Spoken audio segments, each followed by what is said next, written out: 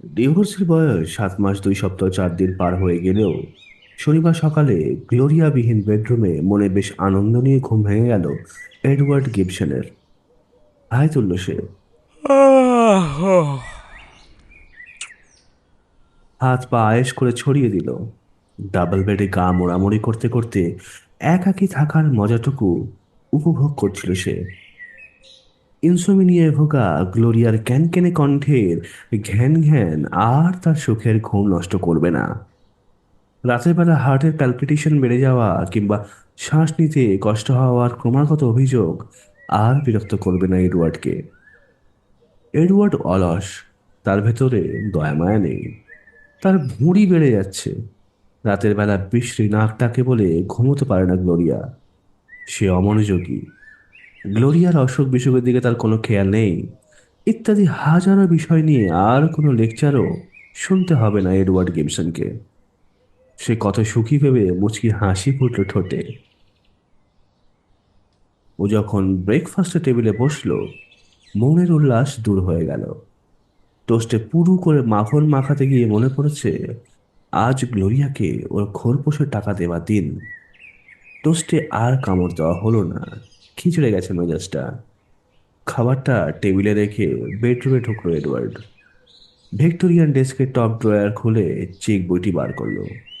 রাগ এবং অনিচ্ছা নিয়ে 4 অঙ্কের সংখ্যাটি বসাতে হলো চেকের উপর। 3 মাসের আদালতে বিচ্ছেদ লড়াই শেষে গ্লোরিয়ার একমাত্র বিজয়, প্রতি মাসে এডওয়ার্ডের কাছ থেকে সে $4,000 করে ভরণ পোষণের খরচ পাচ্ছে। অনেক টাকা, যদিও তার ব্যাংক ব্যালেন্স মন্দ নয়। তবে প্রতি মাসে ওই বিরক্তিকর মহিলার পিছনে এতগুলো টাকা গচ্ছা দিতে হচ্ছে ভাবতেই বিদ্রোহী হয়ে ওঠে এডওয়ার্ডের মন। কিন্তু কিছু করার নেই। চেকটি কুরিয়ারে পাঠিয়ে দিতে হবে গ্লোরিয়ার বাসার ঠিকানায়। এডওয়ার্ড শুনেছে বহাল তবিয়তেই আছে তার ভূতপূর্ব স্ত্রী। থাকবে না? মাস মাস মাগনা $4,000 পেলে তো স্বর্গে থাকার কথা। রাগে গাটা আবার চিড়িবিড় করে ওঠে এডওয়ার্ডের। সে চেকটি খামে ভরেছে, বেজে উঠল কলিং বেল। কপালে ভাঁজ পড়ল এডওয়ার্ডের। বিস্মিত। ঘড়ি দেখল 9:30। এই সময় তো সাধারণত কেউ আসে না। তবে কে এলো? সেই ফেরিওয়ালাটা নয় তো? একটা লোক মাঝে মাঝে ছুটির দিনে হাবি জাবি জিনিস বিক্রি করতে আসে। একদিন প্রচন্ড ধমকও দিয়েছে এডওয়ার্ড। ফেরিওয়ালা মিনমিন করে বলেছে ম্যাডাম নাকি তার কাছ থেকে প্লাস্টিকের ঝুড়ি বালতি এসব কিনতেন। এডওয়ার্ড লোকটিকে পরিষ্কার বলে দিয়েছিল ম্যাডাম এখন আর এখানে থাকেন না। তারপরও বেটা 2 দিন ওকে বিরক্ত করেছে। আজ হারামজাদাকে ঠিক চড় কষিয়ে দেবে ডেভিড। রেগে মেগে সে ঝড়াং করে দরজা খুলল। উহুম, ফেরিওয়ালা নয়, দোরগোড়ায় দাঁড়িয়ে আছে কার্ল সেভরন। সুপ্রভাত। দাঁত বের করে বলল কার্ল। কার্ল এডওয়ার্ডের সঙ্গে কলেজে পড়াশোনা করত, রুমমেট ছিল। ধান্দাবাজ টাইপের লোক। ছোটখাটো নানান ব্যবসা করেছে, কিন্তু ধান্দাবাজির কারণে কোনো ব্যবসায় টিকিয়ে রাখতে পারেনি। গ্লোরিয়ার সঙ্গে কয়েকদিন আগে ওকে ঘুরতে দেখেছে এডওয়ার্ড। কার্ল হয়তো তার সুদর্শন চেহারা দিয়ে গ্লোরিয়াকে গেঁথে ফেলেছে। ওর গায়ের কালো রঙের স্যুটটা হয়তো গ্লোরিয়ারই দেওয়া, এডওয়ার্ডের খোলপোষে টাকা দিয়ে কেনা। পায়ে জুতো জোড়াও বেশ চকচকে। দোরগোড়ায় দাঁড়িয়ে রয়েছে সে। টান টান মুখের চামড়া, চেহারায় কিছু পাবার প্রত্যাশা। তুমি এখানে কি করছো? এডওয়ার্ডের গলার স্বর একটু বেশি কর্কশ শোনালো। তোমার জন্য একটু বেশি সকাল হয়ে গেল না? ভেতরে আসতে পারি? নাক দিয়ে বিরক্তি সূচক শব্দ করে দরজা ছেড়ে দাঁড়ালো এডওয়ার্ড। নির্লিপ্ত ভঙ্গিতে ড্রয়িং রুমে ঢুকলো কার্ল। বসলো সোফায়। কলেজে একই বিষয়ে পড়াশোনা করলেও ওরা কখনো বন্ধু হতে পারেনি। আসলে কার্লের জালিয়াতি ভাবটাই সহ্য করতে পারতো না এডওয়ার্ড। এক রুমে থাকলেও কথাবার্তা হতো খুব কম। একে এড়িয়েই চলতো এডওয়ার্ড। সেকেন্ড ইয়ারে ওঠার পরে অন্য রুমে কার্লের সেট অ্যালার্ট হতেই হাঁপ ছেড়ে বেঁচেছিল সে। কার্লের সঙ্গে ইদানিং 2-1বার দেখা সাক্ষাৎ হওয়ার কারণ ওই গ্লোরিয়া। ধমসি গ্লোরিয়ার সঙ্গে কার্ল ডেটিং করছে। এই ব্যাপারটা মাঝে মাঝে হজম করতে বেশ কষ্টই হয় এডওয়ার্ড গিবসনের। গ্লোরিয়ার সঙ্গে শীঘ্রই দেখা হয়েছে? কার্লের বিপরীত দিকের উইং চেয়ারটি দখল করলো এডওয়ার্ড, গলায় উপহাস। সে তো সব সময়ই দেখা হয়। আসলে আজকে আমি গ্লোরিয়ার ব্যাপারেই তোমার সঙ্গে কথা বলতে এসেছি। গ্লোরিয়ার ব্যাপারে বহু কথা শুনেছি। টেবিলে রাখা ডানহিলের প্যাকেট থেকে একটা সিগারেট নিল এডওয়ার্ড, সরু চোখে লক্ষ্য করছে অপরজনকে। দুজনে মিলে তো ভালোই জুটি করেছো। তোমার হিংসে হচ্ছে? অবাক হচ্ছি। হয় গ্লোরিয়া একদম বদলে গেছে, নতুবা তোমার মতো নির্বোধ, বধির এবং কানা মানুষ আমি জীবনে দেখিনি। ও যে কি জিনিস তা বোঝার ক্ষমতা হারিয়ে ফেলেছো। বিষয়টি পরিস্থিতির ওপরই নির্ভরশীল, তবে মাঝে মাঝে ও খুব আদুরে হয়ে ওঠে এবং দিল খোলাও। মনে মনে পুরনো স্ত্রীকে একটা গালি দিল এডওয়ার্ড। বেচ। তোমার মতলবটা কি কার্ল? কেন এসেছো এখানে? বললামই তো, গ্লোরিয়ার বিষয়ে কথা বলতে। জানি ও পৃথিবীর সবচেয়ে কাঙ্ক্ষিত নারী নয়। ওর শরীরে থলথলে চর্বি, সবসময়ই কোনো না কোনো অসুখে ভুগছে এবং কথা বলে বলে তোমার কানের পোকা নড়িয়ে দেবে। তো তবে সেদিন একটা কথা ভাবছিলাম, ওকে তো তোমার প্রতি মাসেই খোরপোশ বাবদ মোটা অঙ্কের টাকা দিতে হচ্ছে। টাকার পরিমাণটা কত এডওয়ার্ড? তা দিয়ে তোমার দরকার কি? অনুমান করি ৩-৪ হাজারের কম নয় নাকি? দেখো কার্ল, তুমি আমার কথা আসলে বুঝতে পারছো না। আমি তোমার ব্যক্তিগত বিষয়ে নাক গলাতে আসিনি, এসেছি তোমাকে সাহায্য করতে। প্রতি মাসে তোমার কষ্টার্জিত অর্থ গ্লোরিয়ার পিছনে যাতে ব্যয় না করতে হয়, সেই বিপদ থেকে বাঁচাতে একটা বুদ্ধি করেছি আমি। কাজেই আমার কথা মনোযোগ দিয়ে শুনলে তোমার লাভ বই ক্ষতি হবে না বন্ধু। তুমি আমার খরচ বাঁচাতে চাইছো? তাই তো বললাম, প্রতি মাসে তোমার ৩-৪ হাজার ডলার বেঁচে যাবে। কি আগ্রহ হয়? যথেষ্টই আগ্রহ বোধ করছে এডওয়ার্ড, তবে চেহারা ভাবলেশীন করে রাখলো। ঠিক আছে, বলো শুনি, কি বুদ্ধি তোমার? কি আবার বিয়ে? গ্লোরিয়া আবার বিয়ে না করলে তো তোমাকে খরপোশ দিয়েই যেতে হবে, আইন তো তাই বলছে। গ্লোরিয়ার বিয়ে? পৃথিবীর সবচেয়ে নির্বোধ ছাড়া কেউ ওকে বিয়ে করবে না। আমি চিনি তো ওকে, হাড়ে হাড়ে চিনি। 5টা বছর একসাথে ছিলাম। ও গড, আমার হাড় মাংস চিবিয়ে খেয়েছে।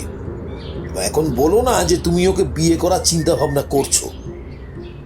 স্বাভাবিক অবস্থায় কোশমিন কালেও এ চিন্তা করতাম না, কিন্তু ইদানিং খুব টানাটানি যাচ্ছে, দেনার সাগরে ডুবে আছি। তুমি কি ভাবছো গ্লোরিয়া তোমাকে টাকা পয়সা দিয়ে সাহায্য করবে? আরে ও তো আমার টাকায় চলে। আমি গ্লোরিয়ার কাছে টাকা চাইতে যাবও না। আমার আসলে এখনই বেশ কিছু টাকা দরকার। পাওনাদারের ভয়ে বাড়িতে ঘুমোতেও পারি না, এরকমই অবস্থা। ওরা এখন ফোনেও হুমকি দিচ্ছে, তাই অনেক সময় ফোনের তার খুলে রাখি। তুমি কি আমার কাছে কোনো পরামর্শ চাইতে এসেছো কার্ল? আসলে তোমাকে একটা প্রস্তাব দিতে এসেছি। আমি বিয়ে করব যদি তুমি আমাকে টাকা দাও, ক্যাশ, এবং এখন। খোকা, তোমার মাথাটাই আসলে খারাপ হয়ে গেছে। আমার কোনো উপায় নেই, বলল কার্ল। তার মুখের দুকোনা কুঁচকে গেছে। আজ রাতের মধ্যে যদি আমি 10,000 ডলার জোগাড় করতে না পারি, ওরা আমার লাশ ফেলে দেবে বলেছে। এডওয়ার্ড, আই মিন ইট। আমি গ্লোরিয়াকে বিয়ে করতে রাজি আছি, যদি তুমি আমাকে সাহায্য করো আমি ওকে প্রস্তাব দেব। আচ্ছা, তুমি কি করে জানো যে ও রাজি হবে? রাজি হবে ও নিয়ে তোমাকে একটুও ভাবতে হবে না, কিন্তু আমাকে নগদ 10,000 ডলার পেতেই হবে এবং দ্রুত। বেশ, আমি তোমায় নগদ 10,000 ডলারই দেবো। নরম গলায় বলল এডওয়ার্ড, প্যাকেট থেকে আরেকটি সিগারেট নিল। কিন্তু আমি শিওর হব কি করে? কি করে বুঝবো যে তুমি পিছিয়ে যাবে না? প্রয়োজনে আমি তোমাকে লিখিত দেব। আমি ওর কাছে গিয়ে এক্ষুনি প্রস্তাব দেবো, তুমি চাইলে ওকে এক্ষুনি ফোন করতেও পারি। ঠিক হ্যাঁ, ওকে ফোন কর কার্ল। ড্রয়িং রুমের কোনায় ফোন স্ট্যান্ডের দিকে ইঙ্গিত করলো। সোফা ছাড়লো কার্ল, দৃঢ় পায়ে এগিয়ে গেল ফোনের দিকে। সোনালী রঙের রিসিভার তুলে গ্লোরিয়া নম্বরে ফোন করলো। ওকে লক্ষ্য করছে এডওয়ার্ড। রিসিভার কানে ঠেকিয়ে মনে হয় রিংটোন শুনছে। একটু পরে তার মুখে হাসি দেখা গেল। গ্লোরিয়া, আমি কার্ল। ভালো আছি সুইটহার্ট, তুমি কেমন আছো? হ্যাঁ হ্যাঁ, ওখানে আবার যাব আমরা, হয়তো হয়তো আজ রাতেই। শোনো গ্লোরিয়া, তোমাকে একটা কথা বলবো। কাল রাতেই বলতাম, কিন্তু চারপাশে এত লোকজন ছিল যে ভাবছিলাম আজ রাতেই কথাটা বলবো তোমায়। কাল সারা রাত ঘুমোতে পারিনি জানো। কথাটা বলার জন্য কিছুতেই আর তর্স হয়েছিল না ডার্লিং, তাই আজ সকালেই ফোন করলাম তোমায়। জবাব না পেলে আমি স্রেফ পাগল হয়ে যাব গ্লোরিয়া। চোখ বুঝলো কার্ল, তার কপালে ফুটে উঠেছে ঘাম, রোদ পড়ে চিকচিক করছে। শোনা, আমি তোমাকে বিয়ে করতে চাই, আজকেই আমরা বিয়ে করব। সে এডওয়ার্ডের দিকে তাকালো, উল্লসিত চেহারা। সত্যি সত্যি তুমি রাজি আছো? হ্যাঁ শোনো, তোমাকে আমি 2 ঘন্টা সময় দিলাম, আমরা আমরা চার্চে বিয়েটা সেরে ফেলব। তোমাকে তোমাকে যে কত কথা বলার আছে, তাহলে তাহলে ওই কথাই রইল। তুমি কিন্তু বেলা 1টার মধ্যে চলে আসছো, হ্যাঁ? বিয়েটা সেরে আমরা আজ হোটেল শেরাটনে লাঞ্চ করব ডার্লিং। ওকে সুইটি। ঝকঝকে ক্রেডলে রিসিভারটা রেখে দিল কার্ল। ঝাড়া 5 মিনিট বুক ভরে শ্বাস নিল, তারপর সোফায় এসে বসে পড়ল ধপ করে। এডওয়ার্ড গিবসন ওর দিকে স্থির তাকিয়ে আছে। তুমি দেখছি মিথ্যে কথা বলনি। তুমি সত্যি বিয়ে করবে ওই? মিথ্যা কেন বলতে যাব? টাকাটা দাও, তোমাকে লিখিত দিয়ে দিচ্ছি যে গ্লোরিয়াকে আমি বিয়ে করছি। পারলে একটু বাড়িয়ে দিও এডওয়ার্ড, ধার শোধ করতেই তো পুরো টাকাটা চলে যাবে। বিয়ের একটা খরচপাতি আছে না? ঠিক আছে, আমি তোমাকে আরো $500 দেব আমার তরফ থেকে, তোমাদের বিয়ের গিফট। একটা ফার্স্ট ক্লাস হানিমুন করে আসো। দীর্ঘ শরীর দিয়ে সিধে হলো, হেঁটে গেল কার্লের কাছে, ওর প্রশস্ত কাঁধে চাপড় মারল একটু। একটু বসো, আমি টাকাটা নিয়ে আসছি। মুখে স্বস্তির হাসি নিয়ে লম্বা পদক্ষেপে নিজের বেডরুমে রওনা হলো এডওয়ার্ড গিবসন। বিকেল 4টের দিকে ফোনের শব্দে সাধের ভাত ঘুমটা ভেঙে গেল এডওয়ার্ডের। হাত বাড়িয়ে ফোনটা নিয়ে কান পাতল। ওপাশ থেকে ভেসে এলো নাকি সুর গলা। মিস্টার গিবসন, আমি মার্ভিন ফ্লেমিং, আপনার পুরনো স্ত্রীর উকিল।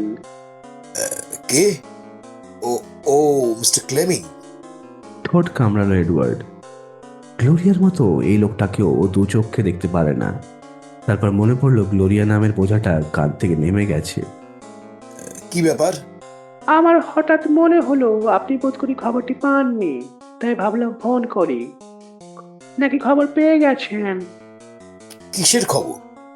দুঃসংবাদই বলতে পারেন। গম্ভীর শোনালো মার্ভেন ফ্লেমিং এর গলা। বেশ দুঃসংবাদ। বলতে আমার কষ্টই হচ্ছে, তবে কিছু আইনগত সমস্যার সৃষ্টি হয়েছে আপনার পুরনো স্ত্রীর মৃত্যুতে। ওর কি হয়েছে? আমি অত্যন্ত দুঃখিত। মিসেস গ্লোরিয়ার অত রাতে হার্ট অ্যাটাক করে মারা গেছেন। মৃত্যুর সময় মিস্টার কার্ল তার পাশে ছিলেন। ভাবলাম আপনি আর মিস্টার সার্ভেন যেহেতু পুরনো বন্ধু, তাই। পুরনো বন্ধু নিকুচি করেছে। খেকিয়ে উঠল এডওয়ার্ড, ঠকাস করে রেখে দিল রিসিভার। তার পরপরই আবার ফোন তুলে কার্লের নম্বরে ডায়াল করলো, কিন্তু কেউ ফোন ধরছে না দেখে রাগের চোটে ফোনটা ছুঁড়ে ফেলে দিচ্ছিল এডওয়ার্ড। খট করে একটা শব্দ হলো, ভেসে এলো একটা মহিলা কণ্ঠ। বোধহয় কাজের লোকটোক হবে। কে বলছেন? কার্ল সেব্রন আছে? আপনি কে বলছেন? আমার নাম এডওয়ার্ড গিবসন, কার্লের বন্ধু। ও আছে কিনা বলুন। বাড়িতে নেই। কোথায় গেছে? মিস্টার সেব্রন বেলা 3টের দিকে এয়ারপোর্টে গেছেন। বোধহয় সেন্ট থমাসের প্লেন ধরবেন, তবে আমি ঠিক শিওর নই। ও কি কিছু বলে গেছে? চেঁচিয়ে উঠল এডওয়ার্ড। হ্যাঁ স্যার। ভীত শোনালো তরুণী কণ্ঠ। বললেন কোন দূর দেশে নাকি হানিমুন করতে যাবেন, কিন্তু মিস্টার সেব্রন তো বিয়েই করেননি। আর হানিমুনের কথাই কেন যে বললেন বুঝতেই পারছি না। শুনছিলেন নাইট অফ থ্রিলস। ভিডিওটি ভালো লেগে থাকলে আমাদের চ্যানেলটি সাবস্ক্রাইব ও শেয়ার করতে ভুলবেন না।